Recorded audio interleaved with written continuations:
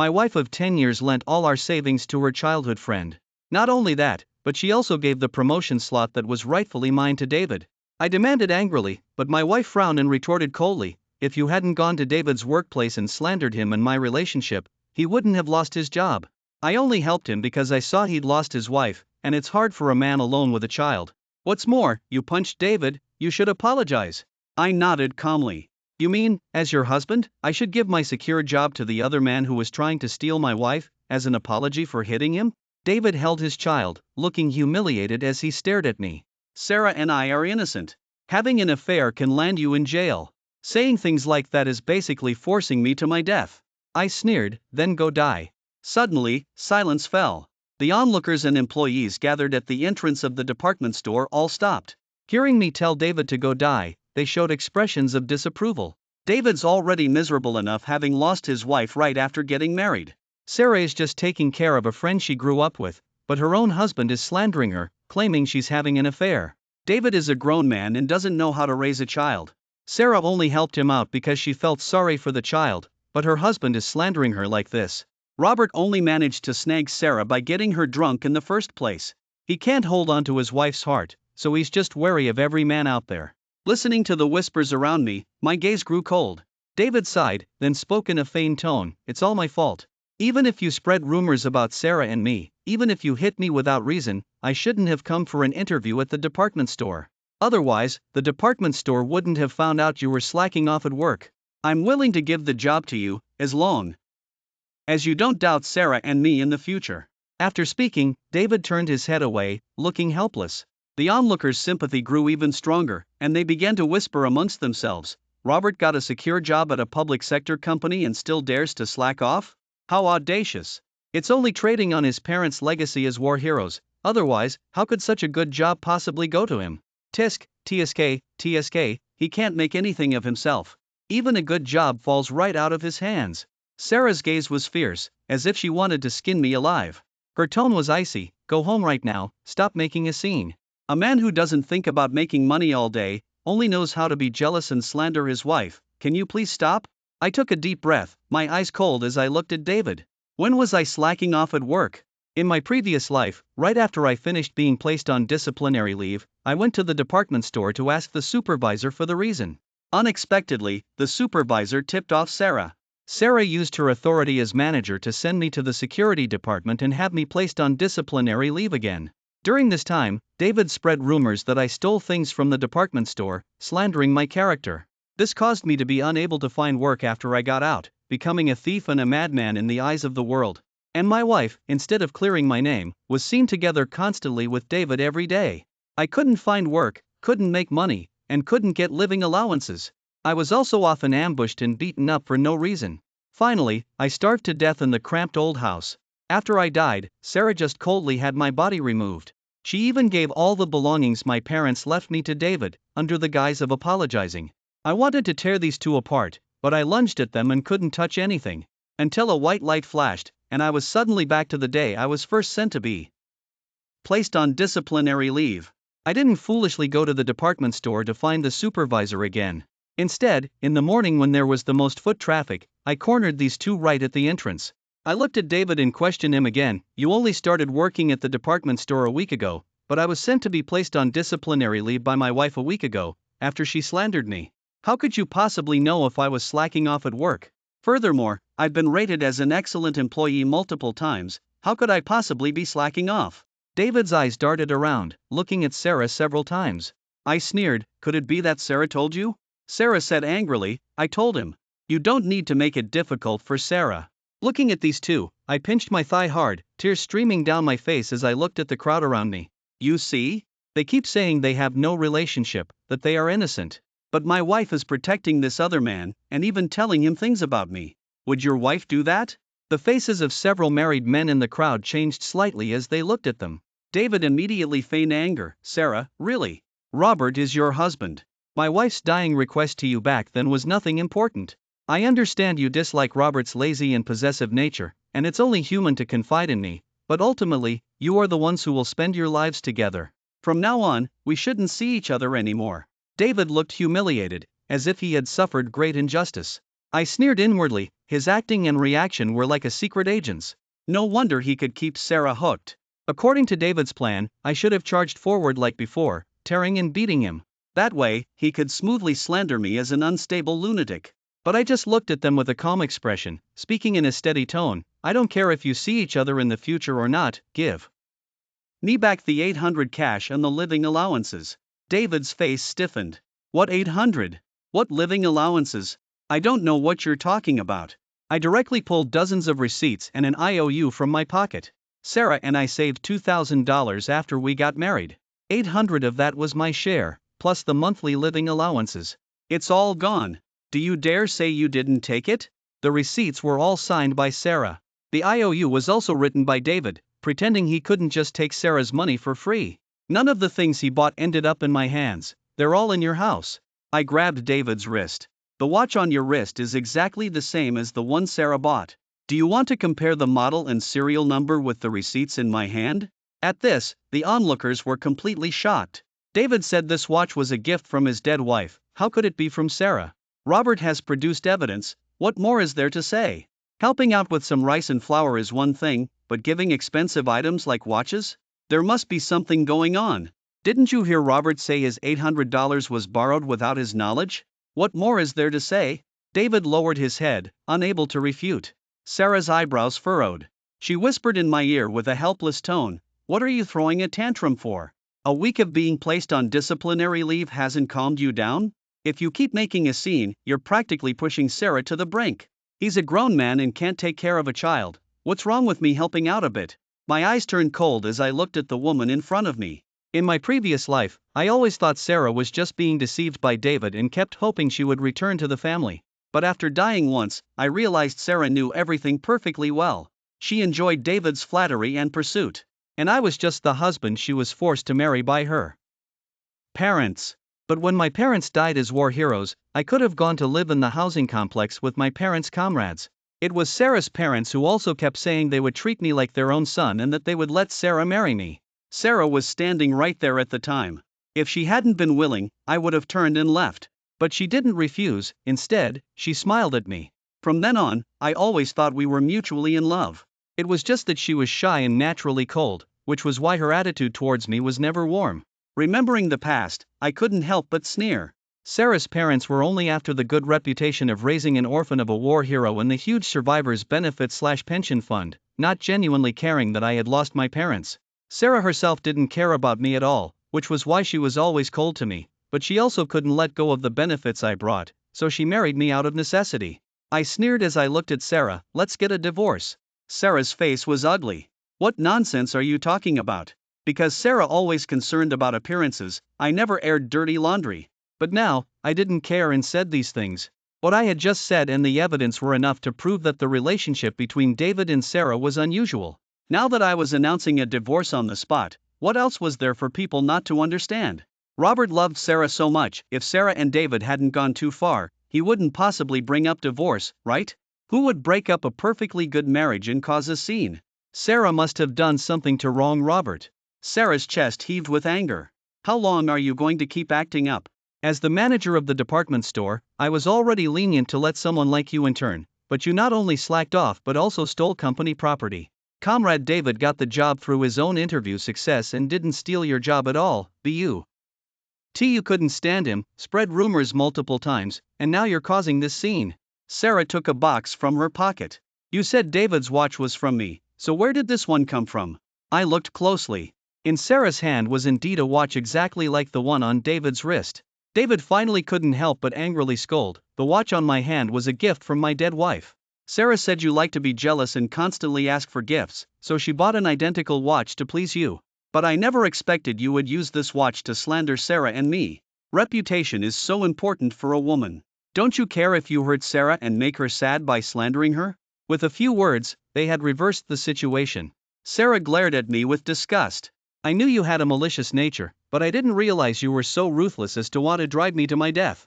In this era of strict social standards, spreading rumors about cheating and having an affair, derogatory, do you want to kill Sarah and me?" I just laughed in anger. The watch on David's wrist was something I had seen Sarah put on him with my own eyes in my previous life. I didn't know why Sarah would buy two identical watches, but I knew it definitely wasn't for me. I didn't get sidetracked by her and spoke clearly and logically. You can argue about the watch, but what about this IOU? I held up the IOU showing David borrowed $2,000, showing it to everyone. People's wages are only a little over $10 a month right now. Who would lend out that much money without blinking an eye? 800 of that 2,000 was my personal salary. You must give it back to me immediately. David's face turned red. How can I possibly come up with that much money all at once? I sneered. You can't come up with that much money all at once, but you can spend that much money all at once, can't you? Sarah grabbed my hand with a cold face, trying to pull me outside. That money was lent to Comrade David by me. His son was sick and needed surgery. Don't be unreasonable. I twisted Sarah's wrist. She cried out in pain and shook me off. Everyone, please help me. My wife is cheating and giving my $800 of hard-earned money to the other man. This is going to drive me to my death. The job my parents sacrificed their lives for was also given away by my wife to some outside man, who will stand up for me. David stared at me dumbfounded, not expecting me to start yelling so shamelessly. Sarah's face turned red, and she looked around at the crowd in a panic, shouting at me, Robert, don't talk nonsense. Have you no shame? A grown man making a scene outside the company. With people like this, you can't be civil, you have to expose everything and cause a scene. I shouted loudly, give me back my money. You must give me back my money today. Sarah gritted her teeth, her voice hoarse. What kind of behavior is this, shouting outside the company? Get up right now. I'll get the 800 for you when we get home later. David gave me a provocative look, then turned and said to Sarah with feigned heartache, Sarah, where will you get 800? Why don't I just go back to the hospital and get a refund? Even if little Bao dies, it's because I'm incapable, it has nothing to do with you. Sarah looked at David with sympathy, truly looking like a pair of star-crossed lovers. But I knew perfectly well that if I went back with Sarah, I wouldn't just not get the money, I might be sent to be placed on disciplinary leave a second time. So I looked at Sarah with cold eyes. Give me the money now. Sarah looked at me in disbelief. How can I possibly come up with $800 right now? I sneered. I'll count to 3, and then you give me back the money. 1 Sarah, what are you going crazy about?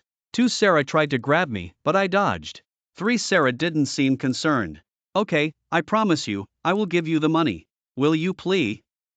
See, stop making a scene? I suddenly rushed out of the crowd and ran into the department store. Sarah and David thought I was going to complain to the leaders and cause trouble, so they hurried in after me. Not only that, but the onlookers also followed out of curiosity. But I didn't stop at all, I just kept running upstairs. Sarah finally realized something and tried to reach for me but couldn't catch me. I ran all the way to the top floor, climbed over the railing, and stood on the edge, swaying in the wind. Don't come any closer. Everyone was too scared to breathe and rushed to try and dissuade me. Whatever it is, just come down first. Don't do anything foolish, if you fall down, everything will be gone. They pushed him to the point of wanting to jump. David and Sarah must be having an affair. If they weren't having an affair, why would Sarah be willing to spend so much money on him?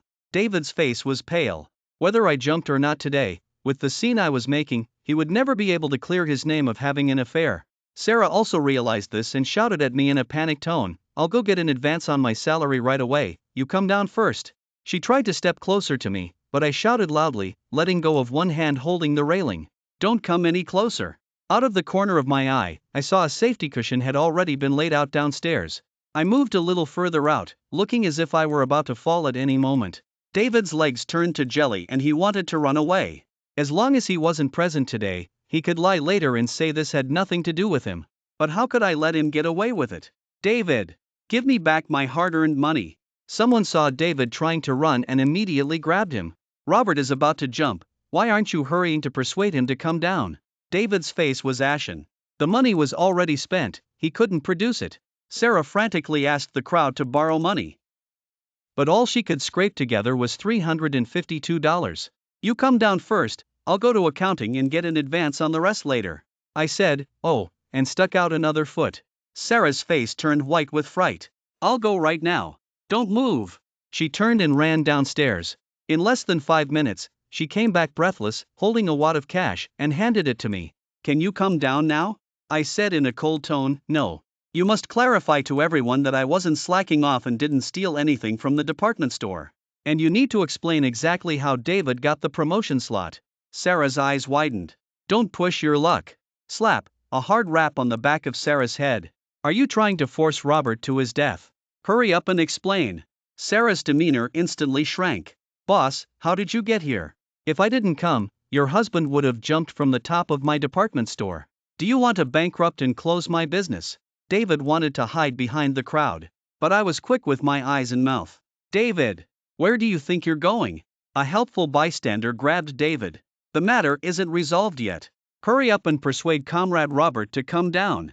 The boss narrowed his eyes and looked at David, thinking carefully for a moment. Aren't you the employee who started a week ago? Didn't they say the promotion slot was voluntarily given to you by Robert, and that you were friends? If you were friends, why would Robert be making such a scene that he wants to jump? David's face was pale, and he couldn't say anything. Sarah spoke first. Robert is my husband. He groundlessly suspected Comrade David and me, so he went to Comrade David's workplace and caused a scene without reason, and even caused Comrade David to lose his job. As Robert's wife, I voluntarily gave the promotion slot to Comrade David on Robert's behalf. Sarah looked at David with affection, her eyes full of love. I watched the scene coldly. I didn't expect that even now, Sarah would still dare to lie. Since that was the case, I didn't need to save them any face either. Nonsense. It was clearly because I caught you two having an affair, derogatory. I was angry and hit David once. But you immediately had me placed on disciplinary leave without question, and during that time, you manipulated things behind the scenes and gave my promotion slot to David. By what right did you decide for me? I became more and more agitated as I spoke, and pretended I was about to jump immediately. The boss panicked. The department store had only been open for half a year. If a jumping incident happened, business would definitely be affected. Don't jump. I'll give you another slot. I shook my head at the boss. I just want the justice that belongs to me. David took what was mine through improper means and must give it back. I kept repeating having an affair, derogatory, and improper means. David and Sarah wanted to sink into the ground, but I wouldn't give them the chance. I pulled out the belongings my parents left me from my pocket. This is the medal my parents left behind after sacrificing their lives for the country. Back then, the organization saw I was pitiful and worried I couldn't live alone, so they left this as a token, promising to arrange a job for me when I grew up. But the job my parents earned for me with their lives was easily given away to someone else. I want to ask, who gave them the guts to do this? Who approved this? A middle-aged man in a formal suit holding a notebook pushed through the crowd and looked at me with a serious expression. Are you Lin Rohai and his wife's son, Robert? The boss's eyes widened as he looked at the newcomer. Why are you suddenly here? David looked at Sarah, confused. But he saw her face was pale, as if all the blood had been instantly drained from her body. I secretly curled my lips. The person I was waiting for had finally arrived. Squeezing out 2 lines of tears, I looked at the newcomer in disbelief. Uncle Miller, why are you here? In my previous life, it was precisely because the organization was sending someone to investigate today that the supervisor immediately notified Sarah to take me back and have me placed on disciplinary leave. This time, I would directly make them face the situation they least wanted to face. Without waiting for Uncle Miller to speak, I continued, back then, you brought my parents' dying wishes and instructed me to live a good life. I'm afraid I'm going to break that promise. My wife, in order to take care of her childhood friend who lost his wife, not only gave away the job my parents earned for me with their lives but also sent me to the security department to be placed on disciplinary leave. Even if I don't jump today, I won't be able to avoid the gossip and rumors in the future. Sarah panicked. What nonsense are you talking about? It's not like that at all. Don't randomly slander Comrade David. David also anxiously argued, it's because you caused me to lose my job, that Sarah used your promotion opportunity to compensate me. I didn't shout like before, I just cried, looking silently at Uncle Miller. You see? This is my wife, this is what she's done. I pointed to the scattered $800 on the ground. This $800 was given to me by my wife. Because she gave all the family's savings, a full $2,000, to David, without my permission as her husband. That's a full $2,000. And it includes my $800. I roared hoarsely, as if venting the resentment from my previous life. Sarah took a deep breath. Didn't I give you back your $800? What more do you want? My eyes were cold as I looked at Sarah. David took my money, I asked him to return it. What right do you have to give me his money? At this, Uncle Miller looked at Sarah with a scrutinizing gaze. Your money is marital property. Comrade David took Comrade Robert's money, so he should be the one to return it. Why are you returning it for him? The onlookers whispered amongst themselves, it seems Sarah is cheating with David, that's why she's paying for David. Otherwise, why would she repeatedly spend money on some outside man? Sarah is clearly involved with David. Even if Robert isn't as good at sweet-talking as David, and isn't as handsome as David, Sarah shouldn't cheat. Sarah clearly has a husband, but she's eager to become a stepmother for someone else. It's despicable. There was no emotion in my heart, but on the surface, I pretended to be extremely disappointed. I looked deeply at Sarah. You are the one who wronged me, not the other way around. After saying this, I let go of my hands and fell backward. No! Robert! The boss looked at the empty railing outside, his face pale. It's over, it's over, it's over, it's over, it's over. How could this happen just when someone from above was here to inspect? Now someone's died. Sarah looked in the direction I had jumped, unable to believe it, her legs even feeling weak. David was also completely terrified. From now on, he would forever carry the blame for forcing me to jump. Thud, a loud crash. Everyone was too scared to look down. I landed safely on the safety cushion, completely unharmed. But I put on this act for more than just that. So I didn't even open my eyes and immediately pretended to be unconscious. The police and rescue workers rushed forward, scrambling to send me to the hospital. I heard people blaming Sarah and David, and I heard Uncle Miller demanding a thorough investigation. When I slowly opened my eyes, Sarah was standing by my hospital bed, her face full of remorse. I never expected you would jump for me. Thank goodness you're not dead. As long as you're willing to settle down, I will cut off contact with David in the future. David has been promoted and gets a stable salary every month. His child has also recovered and won't need my care anymore. I felt disgusted inside, but on the surface, I put on a heartbroken expression. You leave. I don't want to see you. Sarah grabbed my hand. I know you caused a scene at the department store because you were jealous. It's a good thing you're alright. The boss said he won't hold you responsible for causing trouble. As long as you behave yourself from now on, we can still be together. Daydreaming. Uncle Miller pushed open the door and walked in. I've investigated everything. You and that David have been involved ever since his wife died. Not only do you often not come home, but you also used Comrade Robert's living allowances and salary to help David. You're simply a disgrace. Uncle Miller and his wife had been in love their whole lives and hated people who were two-faced the most. Furthermore, he was an old friend of my parents and would never stand by and watch me be bullied. My eyes were full of tears as I looked at Uncle Miller. Uncle Miller, I want to divorce Sarah. Can you help me? Before Sarah could speak, the door to the ward was violently pushed open. My father-in-law and mother-in-law shouted loudly, "You can't get divorced. You absolutely cannot get divorced." My mother-in-law even slapped Sarah across the face. Such a good son-in-law, and you don't cherish him. Are you crazy? My father-in-law kicked Sarah behind the knee, making her kneel in front of me by my hospital bed. Hurry up and apologize to your son-in-law. Promise him you'll live a good life with him from now on. They played good cop, bad cop. Anyone who didn't know might think they truly liked me as a son-in-law. But only I knew they were just afraid that if Sarah and I divorced, I would demand my parents' survivors' benefits/pension fund. A full $20,000 was an astronomical sum in that era. A hint of humiliation flashed in Sarah's eyes, but she still knelt by my hospital bed and apologized. Everything that happened before was my fault. I shouldn't have taken things from the house to help David without your permission, but I promise you, David and I absolutely did not have any inappropriate interactions. He said his wife died and he didn't know how to take care of the child, so I helped him. From beginning to end, you are the only man for me. If it were my previous life, I would have been overjoyed to hear this. But now, I understood. Even if Sarah hadn't slept with David, it was still cheating.